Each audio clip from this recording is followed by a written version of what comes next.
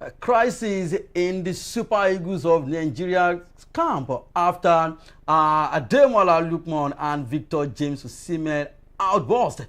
If you are joining us for the first time, please do well to follow us across all our social media platforms at Enterprise TV 7. My name is John Olasukomi. Join me and let's ride together. Of course, today we'll be talking about the Super Eagles of Nigeria and what really happened on the 5th January 2026 between Ademola Lookman, 2024 African Player of the Year, and of course 2023 African Player of the Year, talking about Victor Osimhen. But there's no way we'll talk about these two great players, and we will not talk about the emphatic victory of the Super Eagles of Nigeria over Mozambique. And of course, joining me virtually today is Dami Wealth, making a return back to Sport Talk. Dami Wealth, welcome to Sport Talk.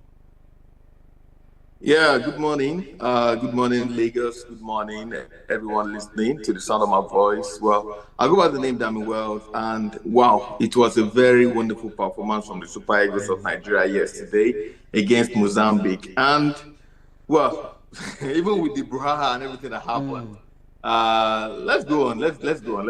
I don't want to start the show yet. You know how we do it. We'll be starting with the Super Eagles of Nigeria. Let's go straight to the camp of the Super Eagles. The Super Eagles have booked a place in the AFCON 2025 quarterfinals with a commanding 4-0 victory over Mozambique in the round of 16 clash in first. Let's talk about the performance of the Super Eagles of Nigeria. During our show on the 5th January, before the match, we predicted the lineup, and of course, Eric Chell went with the same lineup that we predicted with 4-man defense, 4 in the midfield, and of course 2 up front, talking about Akon Adams and Victor Osimhen. Akon Adams also got his first goal for the Super Eagles of Nigeria at the ongoing AFCON in Morocco. Now, tell me what, before we talk about the outburst between Ademola Lookman and of course Victor Osimhen, let's talk about the performance of the Super Eagles of Nigeria.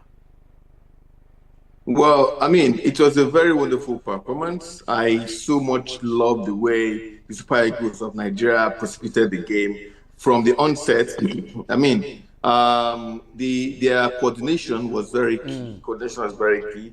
Especially, I love the way the midfield, actually played that game. If you look at it very well, you see Alex Iwobi dictating play from deep. He was playing the number 8 position, but dropping to number 4, number 6, and he was dictating play from deep. If you look at the first two Alex Iwobi was giving me the prime Xavi vibe. You understand? Like he was. If you look at the first 2 goals that we actually scored, he gave the pre-assist for those 2 goals, because it was his passes that actually, led to the assist that Ademola Lookman and Bruno Yimechi, getting the assist for the first 2 goals that we scored in that game. And I must also give kudos to the defense, because the build-up play from the defense was also very good. What's his name? Semi Ajayi. The last time we spoke about Semi Ajayi, and we talked about why is it that he's not getting big clubs? Why is it that Semi Ajayi is not playing in the big leagues? You understand? Why is he playing in the championship? Because with the way that he's playing, I know everybody wants to give praise to Calvin Bassey. Calvin Bassey did very well, but Semi Ajayi also deserves praise.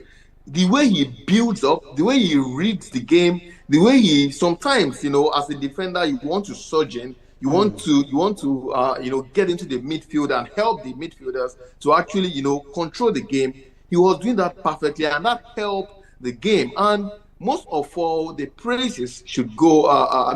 The praises in that game should actually go to the coach, the manager. I'm talking about Eric Chell himself. Eric Chell. Who had a very good the way he set up his team. If you look at it, from the first game we had in this tournament against Tanzania and everything, we have never really been rugged. Like, we've never really been destabilized. Basically, let me put it like that. We've never been destabilized. We've always maintained our steez and composure, our passing, our tactics, you understand? Our style of play has always been there. Even sometimes, we might get rattled by the opponent, but we still maintain that composure. And I must give kudos to the coach. Eric Shell is really doing a nice job with the players. All right. After that game, do you like to change anything in that formation, or will you just stick with that 4-4-2 formation? The formation yesterday was actually 4-2-3-1. You know, not 4-4-2 per se. No, 4-3-2-1. Yes, 4-3-2-1. You know, because the three midfielders were what's his name? Wilfred Ndidi, Rafael Onyeka, and that man Alex Iwobi.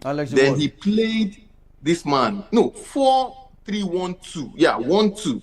He played this man Ademola Lookman behind Osimhen and Akko behind Osimhen and Akko Adams. So it was a 4-3-1-2 formation.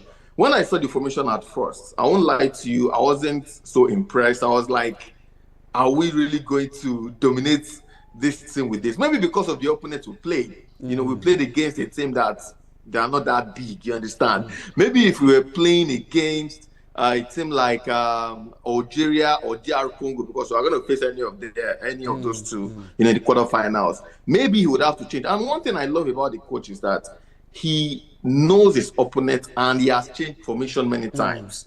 Unlike your coach at Manchester United, who is now sacked. You know, Eric Shell knows his formation, and he has always found a way to actually change the formation when it be. You understand? If you look at the other games that we've played, he has played the 4-4-2 formation. He has deployed the 4-3-3 formation. He has deployed. He has used different formations in this game, in this tournament, pardon. But one thing has been constant. He has always played with Osimhen and Akko Adams to show that, you know, the burden is not just on one striker. So he has used two strikers, you understand? And I mean, we have the attacking talent, so why not use them? I'll confess to you, Olasu Komi, that since the days of Genetro to date, Eric Shell is the only coach that has utilized our attacking, you know, forays and actually brought out the best in them. All right, go ahead. Are you still with us, Jamie Watts? Okay, go ahead. I'm with you. And since the beginning of this tournament, the least goal that we scored per game, I think that was the opening game that we scored 2 goals. I mean, against Tanzania, and since then we've been scoring 3, 3, and now 4. So Algeria or DR Congo should be aware. Should be scared of the Super Eagles, because this is a big statement. Going into the quarterfinal with a 4-0 victory over Mozambique, it is, of course, a big statement. This is what we want to see. If you really want us to, go back the years when we used to, we are always happy to see the Super Eagles of Nigeria. This is what we want to see. Big statement just like this. You were saying something, Damiwad. Yeah, I was saying that this is definitely what we want to see. You know, we want to see the Super Eagles dominating games. We want to see the Super Eagles, you know, dictating games, not just, you know, winning games scrappily or, you know, fighting tooth and nail to actually win some easy games, you know. And when you look at this team, you tend to wonder, is this the same team that actually lost, you know, at the World Cup qualifiers? Is this the same team that is not going to the World Cup? Because they are actually playing so good. And, you know, I don't understand how maybe it is the mental, because some people have said, oh, the NFF is not probably they are the cause of why the Super Eagles are not going to the World Cup because of the payment and all. I understand that the NFF have their own issues. But apart from the NFF doesn't stop these guys from actually playing football, from playing good football. At the end of the day, they know they are going to get their money either one way or the other. So why haven't we been seeing this kind of display over time? Why is it that we must come to this moment where everybody's angry, everybody's pissed, and they want to make a statement that we are now saying this? Why haven't we been saying this against the likes of Rwanda, against Benin Republic, against South Africa? I'm talking about in the World Cup qualifiers. Why haven't we been seeing this kind of you know, display? And it's just sometimes very pathetic that Nigerians would have to go through this phase every time. I mean, the players are doing so well right now. We are praising them, but they could have been doing this, from times before, even before now. All right, thank you for that. Now let's go straight to the outburst between Victor James Osimhen and, of course, Ademola Lookman. They call him Adebobo. Now, before we talk about Osimhen and Ademola Lookman, I would like to take you back, Damiwell, to when Victor James Osimhen insulted Victor Ikpeba during our World Cup qualification against Ghana to 2022 World Cup. After that, he did the same thing to the head coach of Super Eagles, former head coach Super Eagles of Nigeria, talking about Finidi George. These are veterans, these are legends. But what did they do? They let it go because everybody loves Victor James Osimhen. So we've been indulging Victor James Osimhen for so long. I could remember even against Zimbabwe, Victor Osimhen was fighting everybody on the pitch after the game, after we drew that game against Zimbabwe 1-0. And of course, he does these things most of the time. Whenever things is not going in his own favor. Now, against Ademola Lookman, a big player just like Victor James Osimhen, we saw Osimhen talking to him like a child. And when the captain was even trying to okay, Victor James Osimhen, can you just calm down? He pushed him away. We can't just continue like this with this Victor James Osimhen attitude. And don't you think, going forward, this will affect the team? Well, many people, since yesterday, I've seen so many, videos, so many explanations of what he did and why he did what he did. You can make excuses for Victor Osimhen as you like, but the truth is that Victor Osimhen needs to also, take some responsibility. You don't disrespect your teammate like that. Come on, that's crazy. You don't. You're a big player. Victor Osimhen is one of the captains in the team. Yes, and from what he displayed yesterday, and even from time past, it has shown that sometimes he loses control of his emotions, and that is not the quality or one of the qualities of a good captain or a good top player. Leader. You need to be able to manage your emotions. You need to be able to, explain yourself better. I was watching the podcast, an interview between Rio Ferdinand and Bruno Fernandes. Ferdinand was asking him, why does he always throw his hand? He seemed quite, rude or insulting, shouting at his players at times. Bruno Fernandes can be like that too. And he said sometimes, what he's actually telling the player is different. From what people think. But because he probably was throwing his hand, he was actually, doing, making some gestures.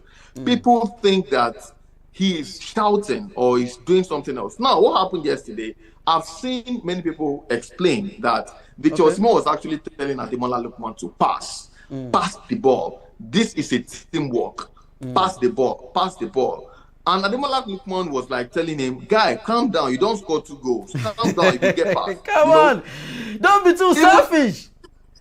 Don't be too selfish, right? But at the end of the day, Victor Osimhen needs to understand that you cannot shout. If you want to explain something like that to your fellow player, there's a way you explain to the person. You don't shout. Sorry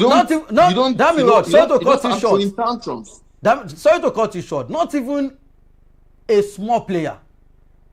Ademola Lookman, for crying out loud. African Ballon d'Or winner, Europa winner, scored hat-trick in a final, doing well for himself in Italy. Come on, what are we talking about? Hello, Damiwell, are you still with us? Damiwell, are you still with us? All right, we're still talking about Victor James Osimhen and, of course, Ademola Lookman saga. As I was saying, even if you want to talk to a player not like that, we have some players that are up there. This man won the African Player of the Year in 2024. That was 2024. He won the Europa League with Atalanta, scoring a fantastic hat-trick. During the last AFCON, he was our best player at the last AFCON. After the MVP winner, talking about William Troost-Ekong. So you don't disrespect him like that. If it were to be a coach like, Jose Mourinho, I think that yesterday game on the 5th of January, that would be the last time that we might be seeing Victor James Osimhen in that camp. So Victor James Osimhen, everybody loves you. You just need to calm down. There are ways that you explain things to your player. And don't also forget, Ademola Lookman also gave you 2 assists on that same night. He still assisted Ako Adams for his first goal at this tournament. So Victor James Osimhen, you just need to, like Dami Welch rightfully said, he's the assistant captain, for crying out loud. So if you have been, you were, we friend did it on the pitch yesterday. Who be saying this one now, Nabi? But it is what it is. Victor James Osimhen, I just hope that going forward, this will not cause chaos between these players. All right, Dami Welch, are you back with us? Yeah, I'm with you. Can you hear me? Yes, I can.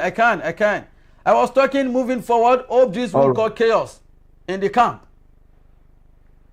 Well, I just hope that this will not cause chaos in the camp. I just hope that we can find a way to make these guys forget about all this. Although Ademola Lookman, after the game, he was interviewed and he said that there's nothing between them, that Victor Osimhen is still his brother, try to play down things, but there's no how, sometimes these things play in your memory. That this guy was shouting at me. And you know how the media is. They will keep reminding Ademola Lookman how Victor was shouting at him and everything. So I just hope that at the end of the day, they forget about this thing and move forward. But Victor Osimhen, okay, now, if Victor Osimhen wasn't, he wasn't taking it personally, why did he leave the dressing room? I'm sure you saw the video where he was leaving the premises before the players. Yes, that of course. Disrespect. Not just... He left before everybody. Yes. That disrespect not just on the players, but even on the coach. And coach, Eric Chell, I will not start Victor Osimhen the next game. Even if you are playing against anything. Even against Senegal. I'm serious. Even if it's against Senegal, Cameroon, Algeria, Morocco, Egypt, Congo, he's not going to start. And I will make sure I bring him in late in the second half, depending on how the game goes. You understand? I'm going to bring him in. Like I said earlier on, we have been indulging Victor James Osimhen before now. So it will be very tough for Chel to make that decision. Trust me. But if I were him, like you said, he will be on the bench or go back to Galatasaray, with what he did. Because there must be a discipline in the camp. I remember in 2004 when we lost our first game, I think against Algeria, and the likes of Yakubu Agali went to club. From there they went home. They went home from there.